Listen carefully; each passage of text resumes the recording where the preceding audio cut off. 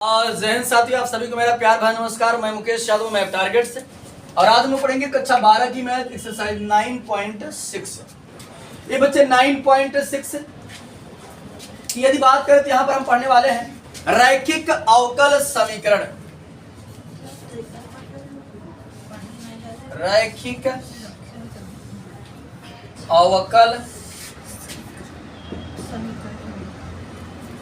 रैखिक अवकल समीकरण, ये बच्चे जिसे अंग्रेजी में कहा जाता है लीनियर डिफरेंशियल इक्वेशन। ये मुन्ना समझिएगा, यदि 9.4 की हम बात करें तो हमने पढ़ा था variable separable form. Variable separable form यानी एक्स वाले को एक्स के साथ, वाई वाले को वाई के साथ करते थे। 9.5 की बात करें तो हमने यहाँ पर क्या पढ़ा, होमोजीनियस फॉर्म यानी कि समघातीय अवकल समीकरण, होमोजीनियस डिफरेंशियल इक्वेशन यानी समघातीय अवकल समीकरण। अब यहाँ पर पढ़ेंगे हम रैखिक अवकल समीकरण। तो ये बच्चे रैखिक अवकल समीकरण हमारा दो प्रकार का होगा। एक होता है, हम पहले क्या करेंगे, कोई भी हमारा समीकरण रहेगा हम उसको इस प्रकार से करेंगे, dy अपान dx प्लस py बराबर q के फॉर्म में करने की कोशिश करेंगे। यहाँ पर p और q कांस्टेंट नहीं है, p और q कोई फंक्शन है, ठीक। उसके बाद या तो हमारा होता है dx अपान dy प्लस px बराबर q। या तो हम ऐसे फॉर्म में करेंगे या तो हम ऐसे फॉर्म में करेंगे, यानी या तो हम dy अपान dx प्लस py बराबर q करेंगे या dx अपान dy प्लस px बराबर q के फॉर्म में करेंगे।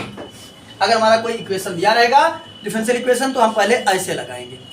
ऐसे लगाने के बाद हम निकालेंगे इंटीग्रेटिंग फैक्टर, ठीक। इंटीग्रेटिंग फैक्टर होता है हमारा इंटीग्रेशन ई के पावर इंटीग्रेशन p dx, ठीक। का निकालेंगे इंटीग्रेटिंग फैक्टर निकालेंगे, यानी हम जो हमारा समीकरण दिया रहेगा उससे तुलना करके p की वैल्यू निकालेंगे और फिर हम क्या काम करेंगे, हमारा जो इंटीग्रेटिंग फैक्टर होता है जिसे हम हिंदी में कहते हैं समाकलन गुणांक, हिंदी में कहा जाता है समाकलन गुणांक, इंटीग्रेटिंग फैक्टर निकालेंगे। तो इंटीग्रेटिंग फैक्टर हमारा होता है e के power p dx।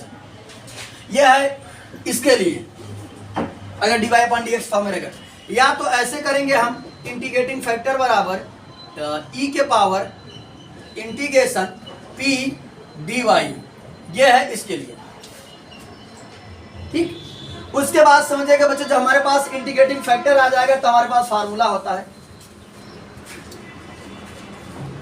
y into integrating factor यानी y इंटू आई एफ बराबर integration q into I F dx। इसी पर रख करके हम समाकलन का करेंगे, फाइंड आउट कर देंगे। बस सुनाई। तो हम क्या काम करेंगे बच्चे, पहले अगर हमारा कोई रैखिक अवकल समीकरण है तो हम इसके फॉर्म में या इसके फॉर्म में करेंगे। उसके बाद हम इंटीग्रेटिंग फैक्टर निकालेंगे। इंटीग्रेटिंग फैक्टर निकालने का तरीका है कि e के पावर p dx इसके लिए है, अगर ऐसा रहेगा तो इसके लिए है e के पावर p dy।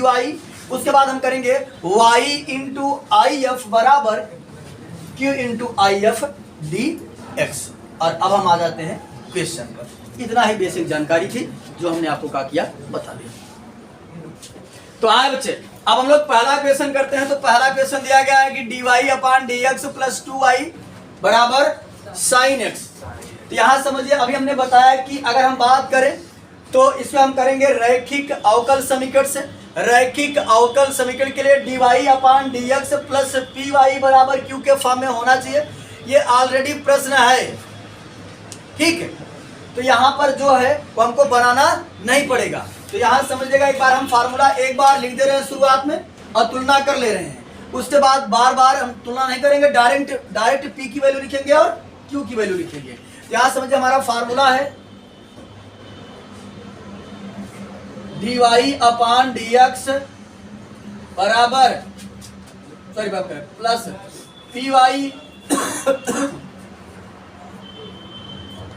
बराबर q से तुलना करने पर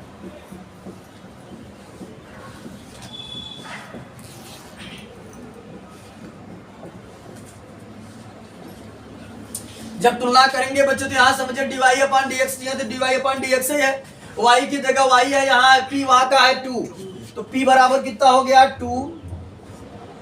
और अगर बात करें यहाँ है q वहां साइन x, तो q बराबर क्या हो गया। और अभी हमने आपको बताया कि तुलना करने के बाद हम निकालेंगे इंटीग्रेटिंग फैक्टर, यानी कि IF। इंटीग्रेटिंग फैक्टर होता है e के power p dx, integration p कितना है 2। अच्छा एक बार फार्मूला लिख देते हैं, p dx तो हो जाएगा इंटीग्रेटिंग फैक्टर बराबर e के पावर p कितना है 2 इंटीग्रेशन 2 dx। तो यहाँ हो जाएगा हमारा इंटीग्रेटिंग फैक्टर जो बनेगा बच्चे हो जाएगा e के पावर 2 x के रिस्पेक्ट का हो जाएगा 2x हो जाएगा, इसका हो गया 2x, ठीक। और यहाँ समझिए बच्चे यहाँ पर कंसेप्ट सी नहीं कंसीडर करें क्योंकि हम इंटीग्रेटिंग फैक्टर निकाल रहे हैं। क्या समझिए हमारे पास जब इंटीग्रेटिंग फैक्टर आ गया तो अभी हमने फार्मूला बताया कि होता है y इंटू IF बराबर इंटीग्रेशन q इंटू IF और dx, यानी इंटीग्रेटिंग फैक्टर हो जाएगा y। इंटीग्रेटिंग फैक्टर कितना है e के पावर 2x बराबर इंटीग्रेशन q कितना है साइन x, और इंटीग्रेटिंग फैक्टर कितना है e के पावर 2x dx। बस इसी का समाकलन करते आसानी से सॉल्व हो जाएगा। ये बनेगा हमारा y e के पावर 2x बराबर, अब इसका समाकलन हम डायरेक्ट नहीं कर सकते, किससे करेंगे आइलेट से। आइलेट से इसको फर्स्ट और सेकंड मानेंगे। आइलेट अगर बात करें ये इनवर्स फंक्शन है, सॉरी एक्सपोनेंशियल फंक्शन है, एक्सपोनेंशियल फंक्शन है सबसे बाद में आएगा आइलेट, तो ये हो जाएगा सेकंड और ये क्या हो जाएगा फर्स्ट, तो हो गया फर्स्ट और ये हो गया सेकंड। लगाएंगे तो होता है फर्स्ट यानी साइन x इंटीग्रेशन सेकंड यानी e के पावर 2x dx, फिर माइनस बड़ा bracket d upon dx first यानी sine x integration second e के power 2x dx bracket close dx। और अवकल समीकरण पढ़ने का सबसे बड़ा फायदा जानते हो क्या है? अवकल समीकरण पढ़ने का सबसे बड़ा फायदा पता क्या है? सबसे बड़ा फायदा यह है कि हमारा अवकलन तथा समाकलन दोनों ही रिवाइज हो रहा है। इसका पढ़ने का सबसे अच्छा फायदा यही है। क्या समझिएगा, y इंटू ई के पावर 2x बराबर यहां हो जाएगा साइन x और e के पावर 2x का समाकलन e के पावर 2x होगा,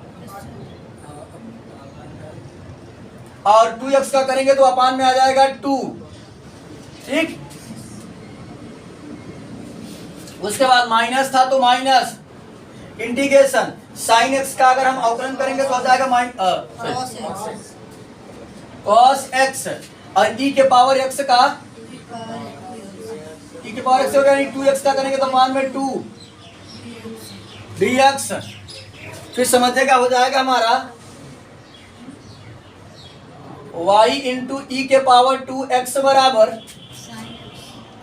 ई के पावर 2x अपान 2 साइन x माइनस 1 अपान 2 को चाहो तो बच्चे बाहर कर लो, क्या हो जाएगा इंटीग्रेशन बड़े ब्रैकेट का यूज कर रहे थे सर, यहाँ यूज करते हैं।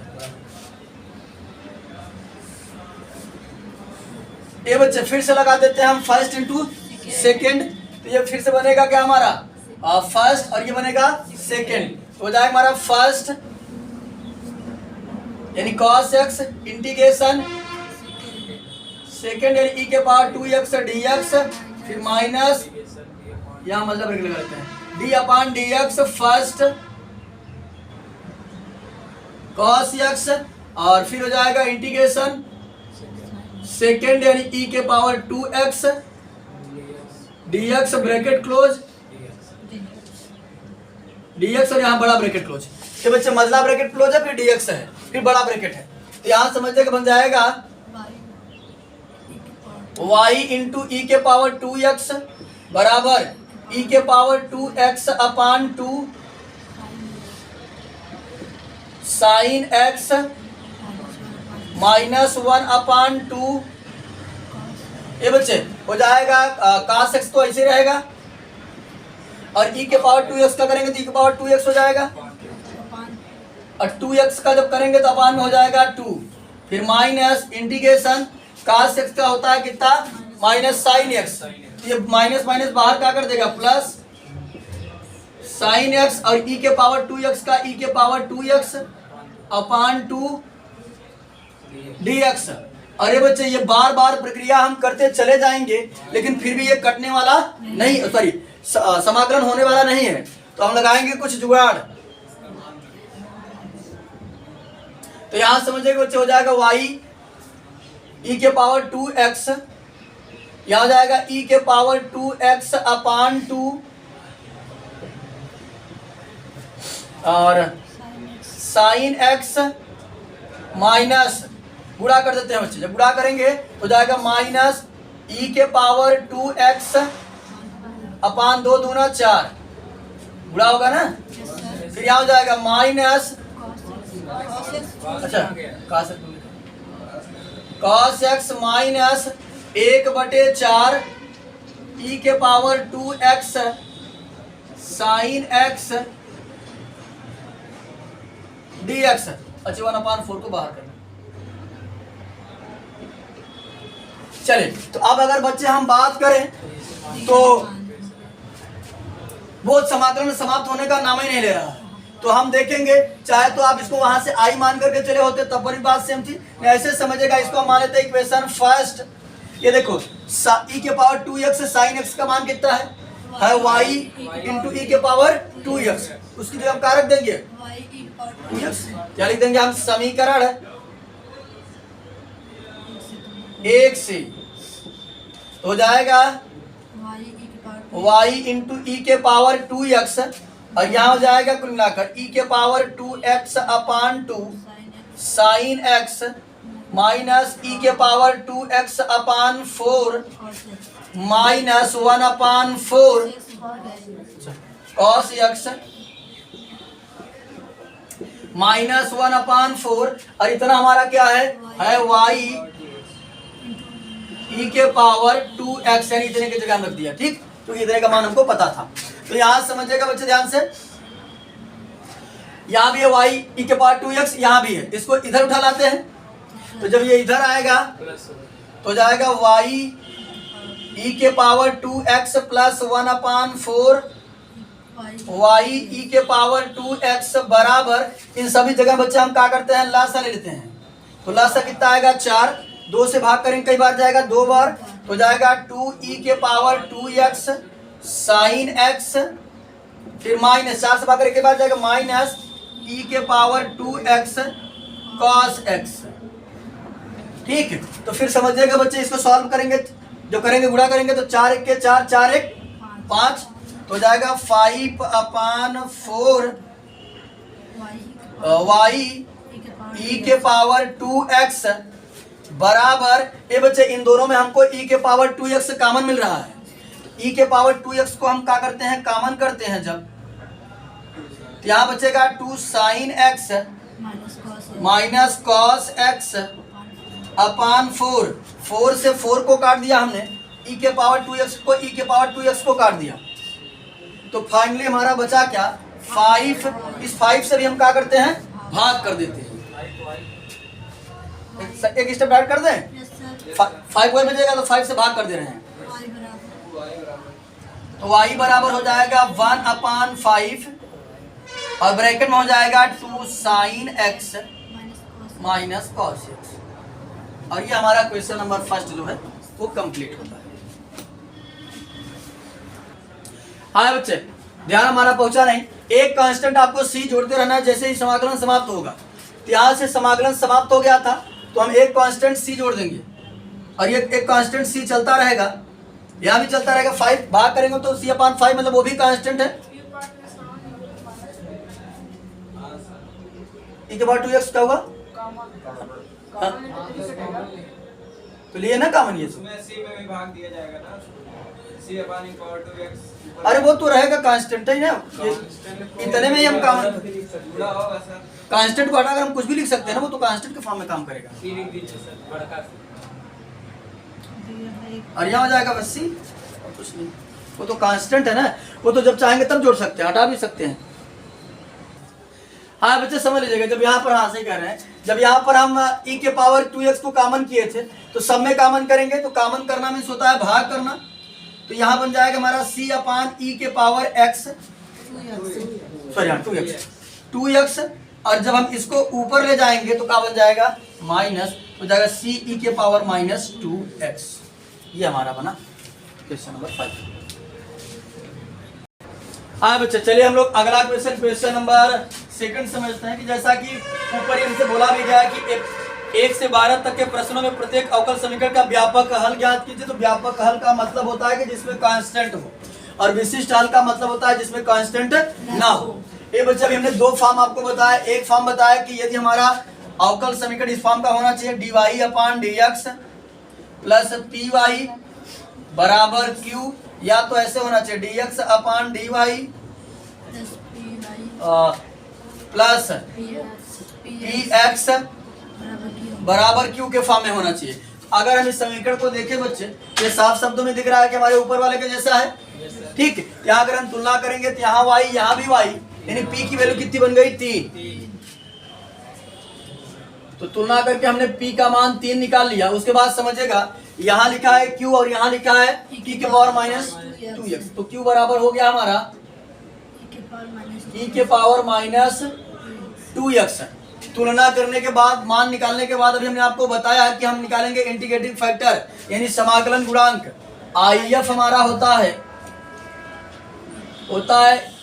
e के पावर इंटीग्रेशन p dx, ठीक। यहाँ हो जाएगा e के पावर इंटीग्रेशन p का मान कितना है 3, और जब समाकलन करेंगे 3 कांस्टेंट बाहर हो जाएगा, 1 का हो जाएगा x, यानी कुल मिलाकर बन जाएगा e के पावर 3x। तो ये हमारा हो गया integrating factor.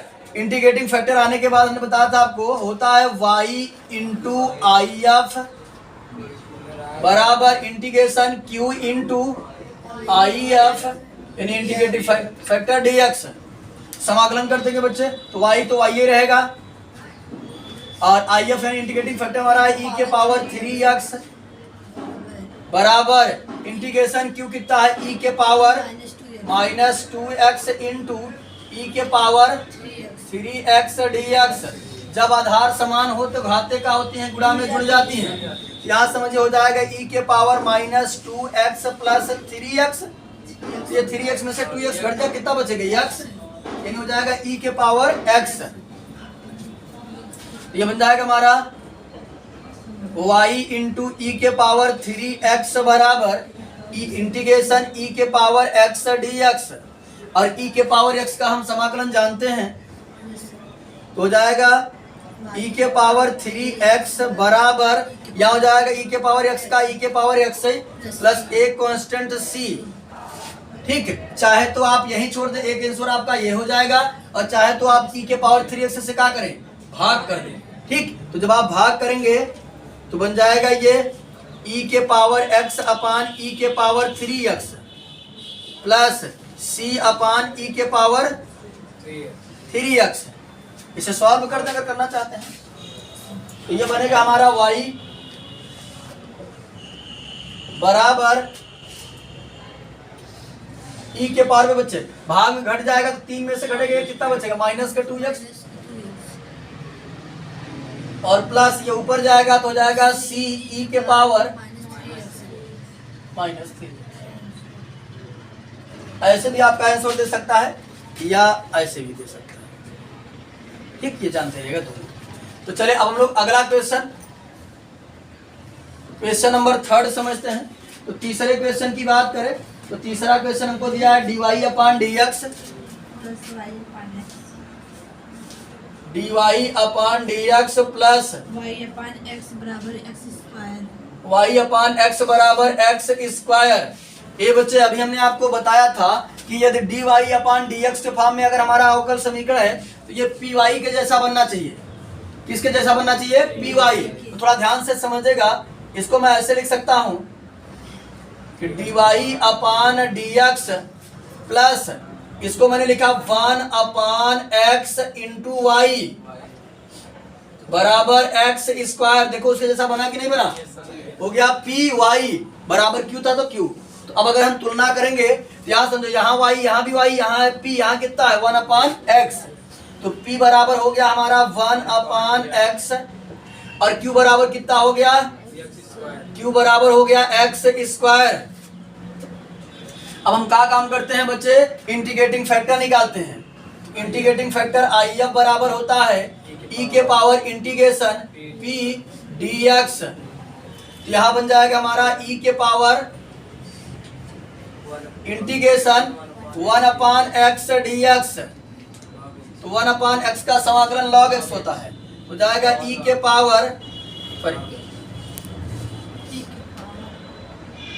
Power log x। और कुछ याद है क्या? हाँ, e और log एक दूसरे से कैंसिल आउट हो जाते हैं। इंटीग्रेटिंग फैक्टर हमारा जो निकल कर आया वो कितना निकल कर के आया? x। अब लगा देते हैं क्या? समाकलन का formula.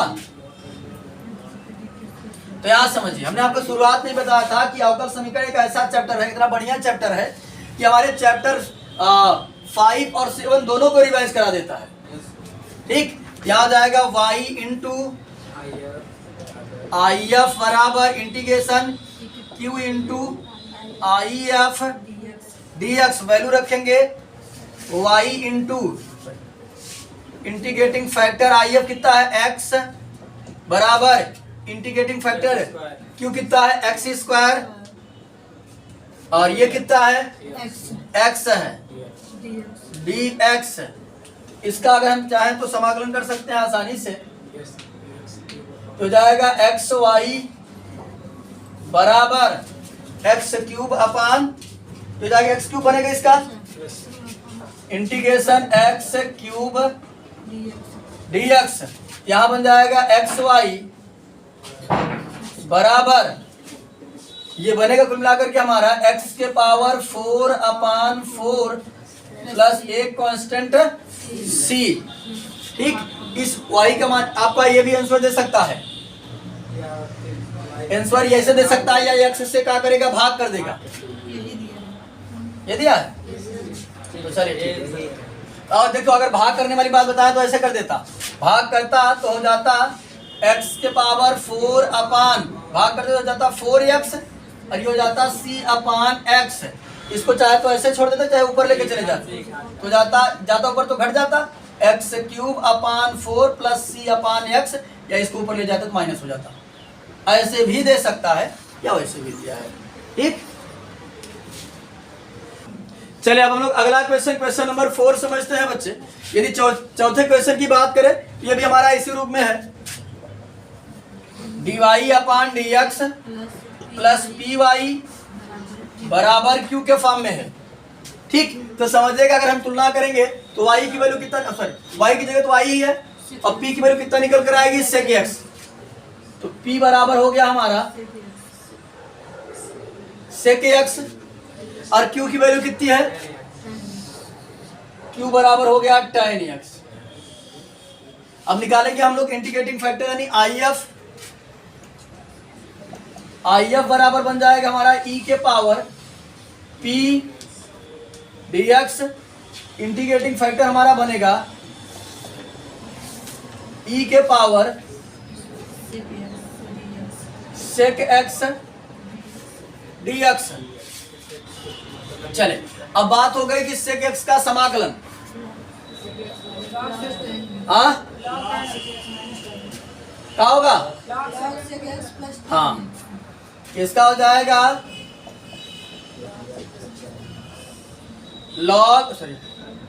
log sec x minus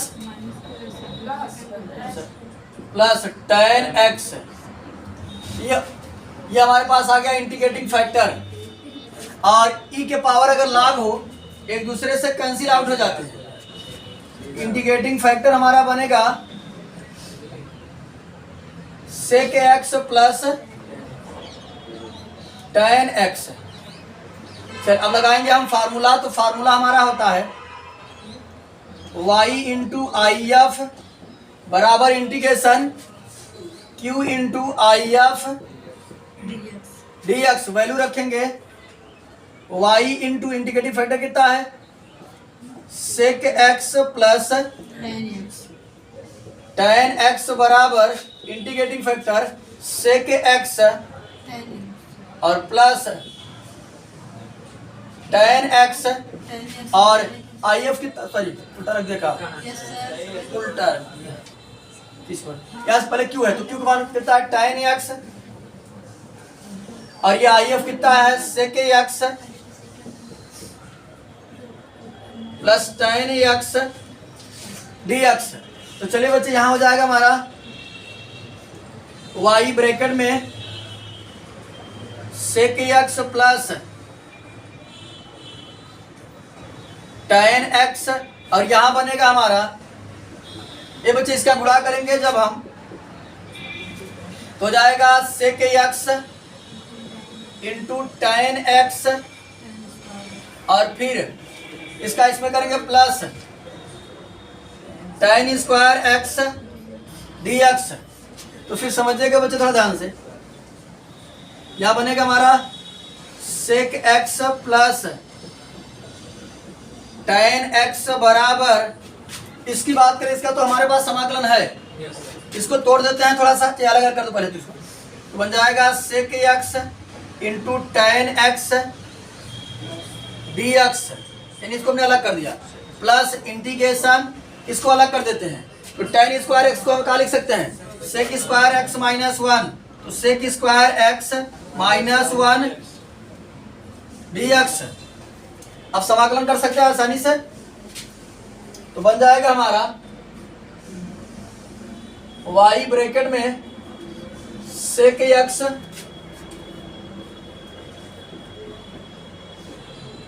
plus tan x बराबर sec x into tan x का समाकलन होता है sec x। क्या कर रहे हैं ये दोनों में आपने मल्टीप्लाई वाई का कर दिया इस तरफ सर बराबर के इस तरफ, ये इसमें ये भूल बस ब्रैकेट लगा है, ठीक। तो यहाँ समझिएगा ध्यान से, sec x into tan x का होता है sec x, और यहाँ अगर बात करें sec स्क्वायर x का क्या होता है tan x,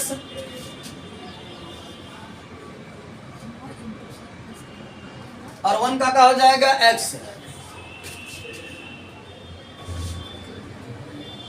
प्लस एक कांस्टेंट c, और बहुत करेगा भाग कर सकता है, हालांकि भाग नहीं करेगा, मैं यही छोड़ दूंगा, ठीक। भाग करने से कोई मतलब नहीं निकल करके आएगा, इसके भी बेटे जाएगा उसके भी बेटे जाएगा, काफी लंबा हो जाएगा। तो चलिए यहाँ समझिए क्वेश्चन नंबर 5 समझ लेते हैं हम लोग। 5वां नंबर क्वेश्चन देखते हैं कहा, तो 5वां नंबर क्वेश्चन दिया है बच्चे हमको cos square x dy upon dx plus y बराबर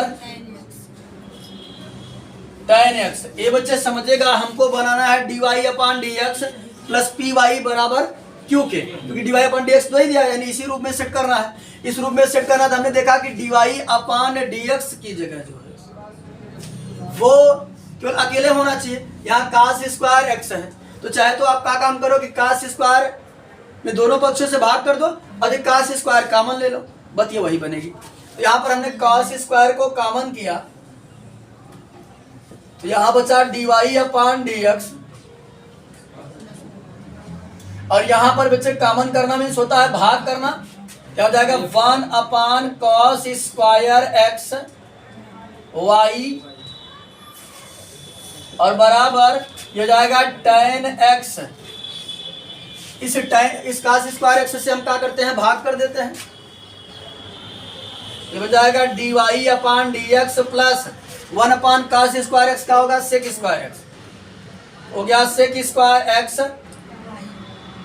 इसको ब्रैकेट में रखते हैं ताकि लगे वाई, और इसे जब भाग करेंगे बच्चे tan को हम चेंज कर देते हैं, तो tan हमारा होता है sign X upon cos x upon cos square x. तो ये अपने बटे लेकर वो, ये तो अपने बटे लेकर आया, ये नहीं लेकर के आया है, इसको हम थोड़ा सा करेंगे अरेंज। तो ये बनेगा बच्चे फाइनल हमारा D Y upon D X plus sec square Y, sorry sec square X bracket के बाहर वाई ये बच्चे समझेगा, ये बनेगा हमारा sine X upon cos X और इंटू बनेगा कॉस स्क्वायर एक्स। ठीक है, तो ये बना हमारा D Y upon D X plus sec square X bracket के बाहर वाई, इसको तोड़ने से कोई मतलब निकला नहीं का। क्या समझे, साइन अपान कॉस का बनेगा tan और ये 1 अपान कॉस स्क्वायर का बनेगा सेक, तोड़ने से कोई मतलब नहीं निकला। तो tan x into sec square x D x हो गया हमारा। अब हम क्या काम करेंगे, तुलना करेंगे। तो हमारा था formula D Y upon D X plus P Y बराबर क्यू। तो यहाँ तुलना करेंगे तो p की वैल्यू कितना निकल कर आई, तो p बराबर हो गया हमारा सेक स्क्वायर एक्स और q बराबर हो गया हमारा tan x into sec square x. अब यहां से हम निकाल लेते हैं इंटीग्रेटिंग फैक्टर। तो यहां से बनेगा आई एफ बराबर ई के power integration P D X और p की वैल्यू कितनी है, sec square x D x.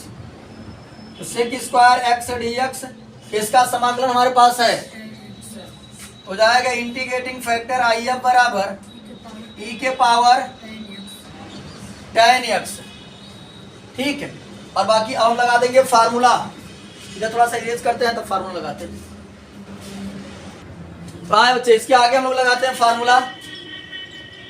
यहाँ बनेगा हमारा आ जाएगा ना, यहाँ देखते हैं y इंटू आई एफ बराबर integration q into I F D X. तो हम क्या काम करते हैं बच्चे, लिखते हैं वैल्यू, तो y हो जाएगा हमारा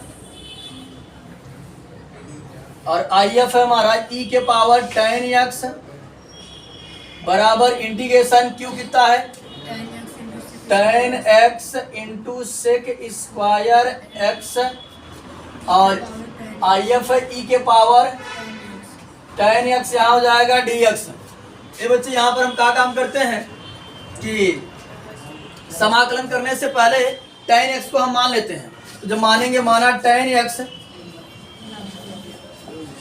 माना tan x बराबर t, इसका अवकलन करेंगे तो हो जाएगा सेक स्क्वायर x dx बराबर dt। हमने डायरेक्ट कर दिया, ठीक, यानी करेंगे तो सेक स्क्वायर x हो जाएगा, dx का करेंगे dx अपान dt हो जाएगा, t का उधर गुणा कर देंगे तो dt बन जाएगा। तो यहाँ समझिएगा ध्यान से, ये तो हमारे लिए प्रॉब्लम नहीं क्रिएट कर रहा है। तो हो जाएगा y इंटू ई के पावर tan x बराबर, ये बच्चे tan x की जगह हमने माना है t, और यहाँ समझिए यहाँ भी हो जाएगा e के पावर t और सेक स्क्वायर एक्स dx हमारा का है dt। यहाँ लगा देंगे हम फर्स्ट इंटू सेकेंड। आइलेट में ये एक्सपोनेंशियल है, तो सबसे लास्ट में जाएगा, तो हो जाएगा हमारा e के पावर tan x, पहले y लिख देते हैं, y इंटू ई के पावर tan x बराबर, तो हो जाएगा ये बनेगा हमारा फर्स्ट, ये बनेगा सेकेंड, होता है फर्स्ट यानी t इंटीग्रेशन सेकेंड यानी e के पावर t, फिर माइनस इंटीग्रेशन d अपान dt और फर्स्ट यानी t इंटीग्रेशन e के power t dt bracket close dt। ठीक, यहाँ बनेगा y e के पावर tan x बराबर t, e के पावर t का समाकलन e के पावर t होगा। फिर यहाँ करेंगे माइनस इंटीग्रेशन, ये बच्चे t का t के रिस्पेक्ट हो जाएगा 1, e के पावर t का e के पावर t होगा प्लस e के पावर t dt। यहाँ करेंगे हम लोग तो हो जाएगा y इंटू e के पावर tan x बराबर t इंटू e के पावर t माइनस, यहाँ समझिए e के पावर 1 माने गुणा करेंगे तो e पावर t ही आएगा, और e के पावर t का समाकलन हो जाएगा e के पावर t और प्लस एक कांस्टेंट c, और इतने में इन दोनों में केवल हम e के पावर t को कॉमन कर लेते हैं ताकि कुछ छोटा हो जाए।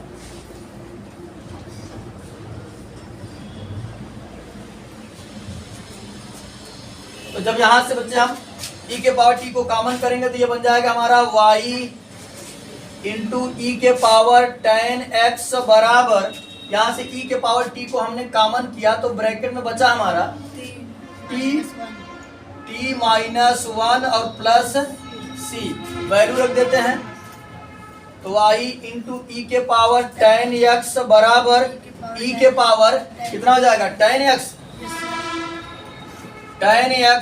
और फिर tan x minus 1 plus c। चाहे तो ऐसे कर दो, आपका ये भी हो सकता है, और चाहे तो आप क्या काम करो, भाग कर दो। तो जब आप भाग करोगे बच्चे तो y बराबर आपका निकल करके आएगा e के पावर tan x, ब्रैकेट में आपका रहेगा tan x माइनस 1 अपान e के पावर tan x और प्लस c अपान e के पावर tan x। हाँ आपने tan x माइनस 1 के परसेंट नहीं रहेगा इसमें कहीं नहीं रहेगा, काट देते हैं ना यहाँ पर।